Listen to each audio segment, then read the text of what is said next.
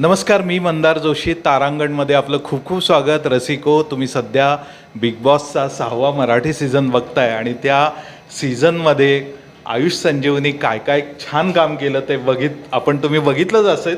तुझं खूप स्वागत. आणि मी काय म्हणू, म्हणजे तू खूप उत्तम गेम खेळत होतास, तुला फीडबॅकही चांगला होता. कुठं कमतरता राहिली, थोडंफार 19-20 झालं असं आत्ता या क्षणाला तुला वाटतंय? मला एक गोष्ट खूप प्रामुख्याने वाटते की माझ्याकडून कुठेच कमी राहिलो नाही मी. पण जे नशिबात होतं, जे नियतीने लिहून ठेवलं होतं, ज्या वेळेस म्हणजे जो हायेस्ट पॉईंट होऊ शकला असता माझा, त्यावेळेस हेल्थ इश्यूज झाले आणि रेस्ट गरजेची होती कारण रिकवर व्हायचं होतं. आणि मला टास्क खेळणं शक्य नव्हतं कारण मेडिकल टीमने मला सांगितलं होतं की मी टास्क खेळू शकत नाही. आणि तो एक बॅकलॉग क्रिएट होत गेला ज्यात बाकीचे लोक पुढे निघत होते. कारण मी टास्क खेळत नव्हतो, मी 3 टास्क नाही खेळलो आणि बाकीचे लोक 3 टास्क माझ्याहून जास्त खेळले. सो ते माझ्याहून जास्त दिसत होते. आणि ह्या गोष्टीचा कुठेतरी मला एक ओव्हर थिंकिंग आपण करतो ना, खूप विचार करतो आणि त्या खूप विचारांमध्ये राहून रिकवर होण्याचा जो स्पीड होता तो कमी होत होता. एक घरी नसल्याची खंत होती. आजारपण घरी असतो आपण आजारी तेव्हा आपल्याला आईचं सगळं मिळतं, आई असते सोबत, आपला बेड असतो. या सगळ्या गोष्टींची एक खंत राहील माझ्या मनात की चुकीच्या वेळेस आजारी पडलो मी, चुकीच्या सिच्युएशनला आजारी पडलो. माझ्या आयुष्यातला एक हायेस्ट पॉईंट मी गाठला होता जिथे मी जाऊन आजारी पडलो. पण जे मला इथे येऊन प्रूव्ह करायचं होतं ना की बिग बॉस हा गेम भांडणांचा नाही आहे, बिग बॉस हा गेम ओरडायचा नाही आहे, बिग बॉस हा गेम विचित्रपणे वागण्याचा नाही आहे, बिग बॉस हा गेम नात्यांचा आहे, बिग बॉस हा गेम आपुलकीचा आहे, बिग बॉस हा गेम पर्सनॅलिटीचा आहे. तो मी डे 1 पासून माझ्या डे 38 पर्यंत प्रूव्ह केलं. मी माझी पर्सनॅलिटी गेमसाठी बदलली नाही, मी माझी पर्सनॅलिटी कोणासाठीच बदलली नाही. जसा आयुष गेला होता तसाच बाहेर आला. 7-8 किलो फक्त वजन कमी झालं. पण ज्या इंटेन्शननी, ज्या पर्सनॅलिटीने मी गेलो होतो त्याच पर्सनॅलिटीने मी बाहेर आलो. पण मला एक सांग, असा काय तुला आजार झाला होता की एवढा सगळा तुला सेटबॅक बसला? माझं गेल्या वर्षी एक ॲक्सिडेंट झालं होतं ज्याच्यामुळे माझा पाय फ्रॅक्चर झाला होता आणि मला एक इंटरनल इंजरी झाली होती. सो इनर थाय. येस इथे मी एक शूट करत होतो आणि माझा ॲक्सिडेंट झालं होतं. सो तेव्हा मी 3-4 महिने प्रॉपर बेड रेस्टवर होतो आणि रिकवर झालो होतो. पण इथे टास्क दरम्यान आणि असं नाही की एकाच टास्क दरम्यान 2-3 टास्कमध्ये आणि वावरताना अशा 2-3 करत अचानक एक दिवस ते परत ते इंजरी परत तो पेन आणि ते उकळून आलं. आणि इथे मेडिकल सपोर्ट कमाल होता. बिग बॉसच्या टीमने खूप प्रयत्न केला. पण एक वातावरण असतं, एक शांतता लागते रिकव्हरीसाठी. ती शांतता नव्हती आणि माझ्या मनात एक चलबिचल होती की अरे हे सगळे काय ना काहीतरी करतायत, काय ना काहीतरी करतात, मी बसून आहे. सो ती मनाची शांती नव्हती ना माझी, त्याच्यामुळे ती रिकव्हरी पण होत नव्हती. आणि आता जेवण वेळेवर नाही होत, कधी कधी टास्क असतात. मग एक टेन्शन असते की अरे पूर्ण महाराष्ट्र आपल्याला बघतोय आणि आपण असे दिसतोय. म्हणजे मला आंघोळसुद्धा करता येत नव्हती, माझं वजन कमी होत होतं आणि या सगळ्यांचं मला हे होतं की मला काय होतं त्यापेक्षा माझ्या आईला हे दिसतं, तिला किती त्रास होत असेल. खूप वाईट वाटत होतं. आणि म्हणजे मी दुसऱ्याच आठवड्यात कॅप्टन झालो होतो, 3रा आठवडा माझा होता. आता 6 आठवडे झालेत. जी लोक मला तेव्हा नावं ठेवत होते कॅप्टनसाठी, ते अजून कॅप्टन होऊ पण नाही शकले. सो माझा गेम माझ्या पीकवर होता. माझी पर्सनॅलिटी मी सोडली नव्हती. मी फुकटचे मुद्दे उचलत नव्हतो, ज्यांची काहीच गरज नाही आहे. फुकटचा आवाज करत नव्हतो. जे महत्त्वाचे मुद्दे ते उचलत होतं. सगळं नीट चाललं होतं. पण कुठेतरी जे नशिबात असतं ते होतं आणि जे होतं ते चांगल्यासाठी होतं. पण ह्या आजारपणाच्या काळात बिग बॉस मधल्या घरातल्या कोणत्या सदस्यांनी तुला मदत केली असं तुला आत्ता मनापासून वाटतं? मला सगळ्यात जास्त करण, प्राजक्ता, तन्वी या तिघांनी खूप जास्त काळजी घेतली. तन्वीने माझी नजर वगैरे काढली. कारण प्राजक्ता मला रोज जेवण वाढून बेडवर आणून द्यायचे. मला भरवलं आहे कित्येक वेळेस जेव्हा माझ्यात शक्ती नव्हती. माझ्या औषधं मी घेतोय का नाही याच्यावर लक्ष ठेवलं होतं. कारण आणि मी शेवटचे 7-8 दिवस एका प्लेटमध्ये खायचो की यार जाऊन धुवावी नाही लागणार किंवा नीट खाता येईल मला. आणि हे म्हणजे तुझे घरचे मेंबरच झाले. करेक्ट. म्हणजे तेच मी म्हणतो की घरचे नव्हते पण ह्या लोकांनी ती जागा बऱ्यापैकी भरून काढली होती. आणि हे मी आयुष्यभर लक्षात ठेवेन. पण तू बिग बॉसच्या घरातून बाहेर आल्यानंतर तुझ्या आईची किंवा घरच्यांची काय रिॲक्शन? मला आई मला असं वाटलं होतं की यार आई अशी असेल की अरे खूप लवकर आलास वगैरे, पण आईचं असं होतं की तू बघवतच नव्हतं मला तुझ्याकडे.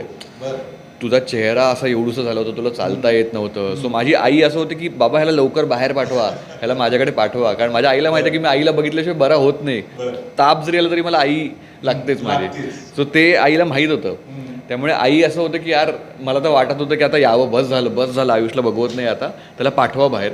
आणि बापरे सगळं मिठी दृष्ट, नंतर काय ते सॉल्ट टाकून आंघोळ वगैरे, बापरे बापरे, हो बापरे खूप बरंच काय म्हणजे 2-3 तास तेच चाललं होतं माझं. आणि खूपच इमोशनल झाली आणि खूप रडलो आम्ही दोघेही. पण नंतर जे होतं ते चांगल्यासाठी होतं हे आम्ही नेहमीच म्हणत आलोय.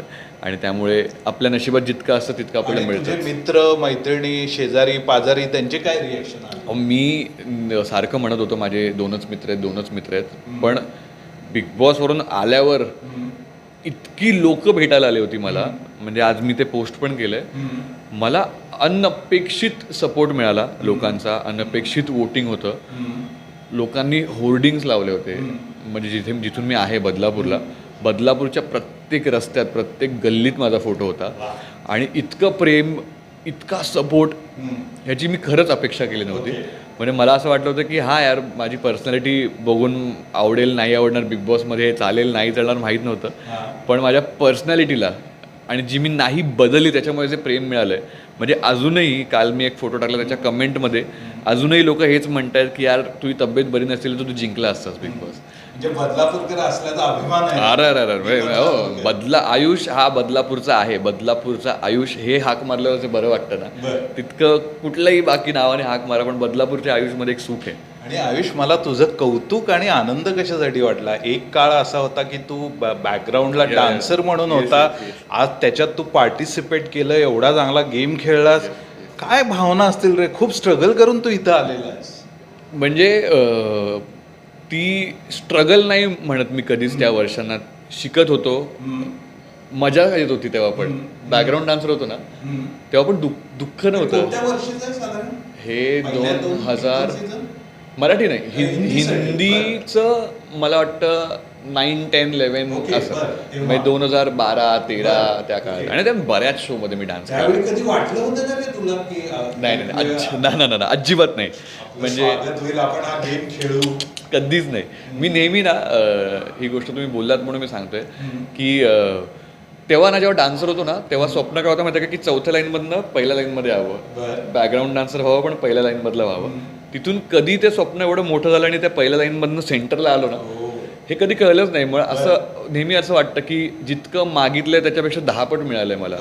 मग कधी लालबागच्या राजाला जरी गेलो ना तरी मी नवस नाही करत, मी त्याला जाऊन थँक्यू म्हणतो की बाबा पावलाच रे, अजून काय मागायचं. सो आई बाबा आहेत, 2 टाईमचं जेवण मिळतंय, स्वप्न पूर्ण होतंय. सो माझं देवाकडे कधीच मागणं नसतं. मी आत्ता देवाला फक्त थँक्यू म्हणतो. जे मिळतंय ना ते सगळं बोनस आहे.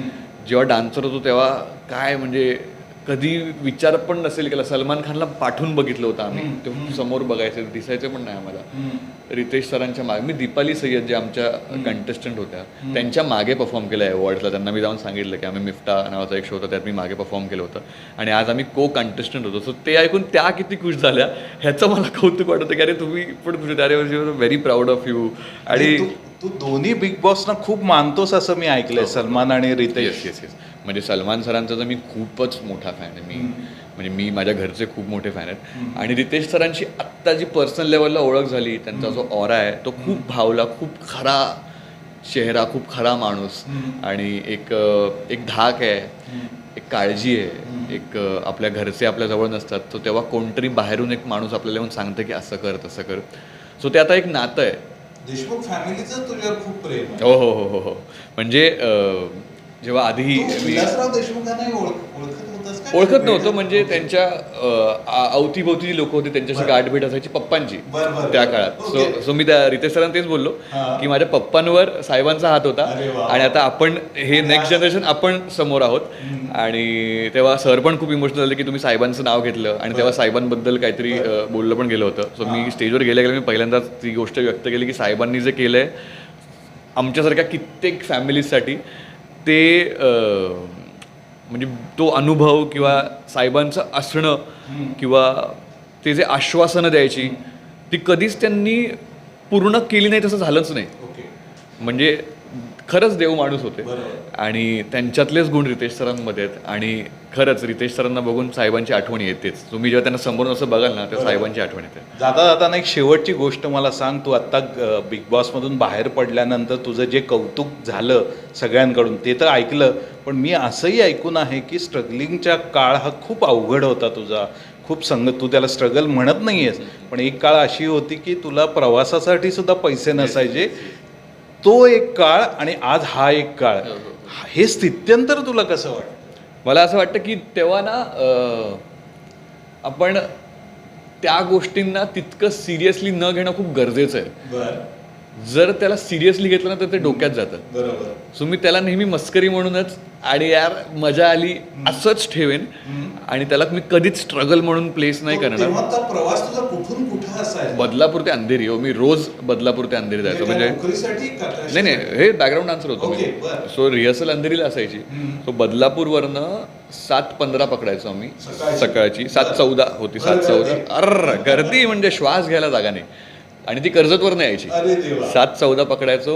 तिथून दादरला, तेव्हा मेट्रो नव्हती, दादरला पोहोचायचो. 9:30ला दादरला बाहेर जाऊन मेदूवडा खायचो. 10 रुपये प्लेट. मग परत यायचो. परत अंधेरीसाठी ट्रेन पकडायचो. स्लो मिळाली तर स्लो, फास्ट मिळाली तर फास्ट. मग अंधेरीला उतरून तिथून मग बससाठी थांबायचो. मग बसने इन्फिनिटी मॉल, असं करत 3 तास जायला, 3 तास यायला आणि 12 तासाचं काम. असे झोपायला घरी फक्त म्हणजे घरी येऊन फक्त अंघोळ केली, झोपलो, उठलो, अंघोळ केली, चहा प्यायलो, निघालो, एवढंच. आणि मी किती वर्ष होता तुझा हा? कमीत कमी एक 5-6 वर्ष.